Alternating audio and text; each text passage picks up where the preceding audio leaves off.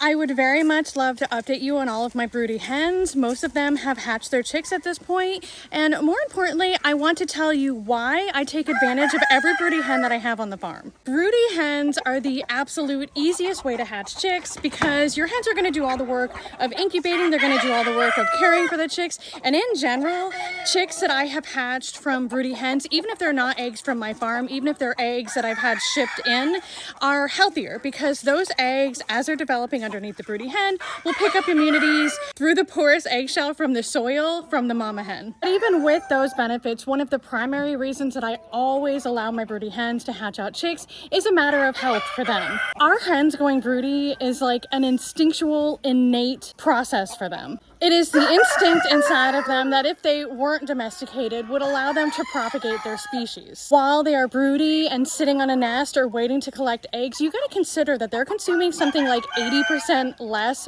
food and water. Not to mention, they are way more susceptible to parasitic infections, things like lice and mites, because they're not dust bathing and pruning regularly.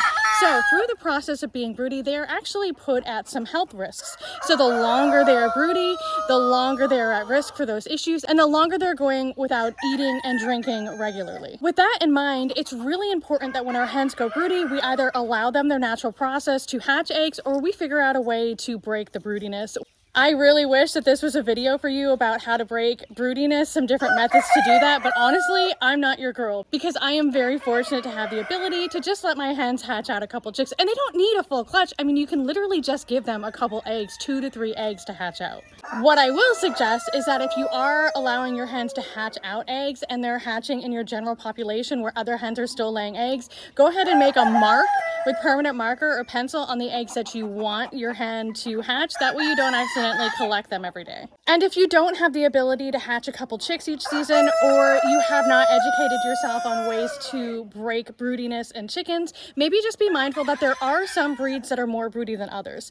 Silkies and Bantam Calico Cochins, for example, mine are broody like multiple times a year. They like to go broody in pairs and trios. It's like ridiculous. But my olive eggers, my black copper morans have never ever been broody. Also my leg bars have never gone broody. I'm not saying those breeds don't go broody, maybe they do for other people, but in my experience, it's never been that way. So, now that that's out of the way, let's take a look at the broody hens and the chicks that they've hatched. This is Buffy.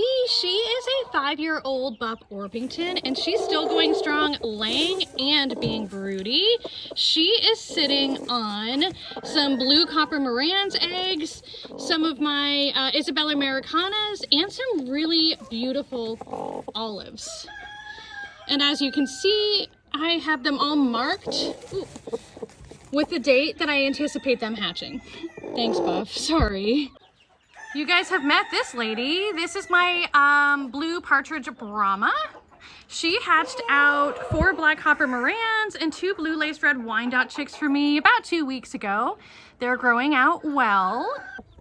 We have these mamas sitting on more Isabel Americanas, some blue laced red Wyandottes, and some black copper morans.